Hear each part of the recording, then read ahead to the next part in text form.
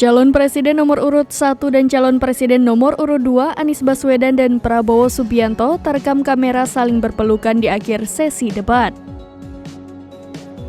Hal ini saat seluruh kandidat bersalaman dengan komisioner KPU dan berfoto bersama. Momen hangat ini sekaligus menjadi contoh baik bagi seluruh penonton.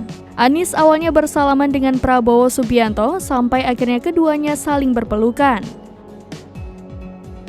Debat Pilpres 2024 kelima yang diselenggarakan pada Minggu 4 Februari 2024 malam di Jakarta Convention Center atau JCC.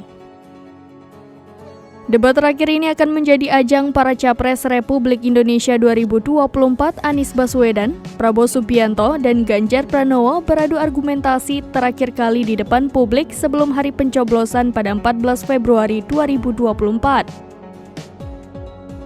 Adapun debat capres kali ini akan mengambil tema kesejahteraan sosial, kebudayaan, pendidikan, teknologi informasi, kesehatan, ketenagakerjaan, sumber daya manusia, dan inklusi. Debat kelima sekaligus menjadi debat terakhir bagi seluruh kandidat.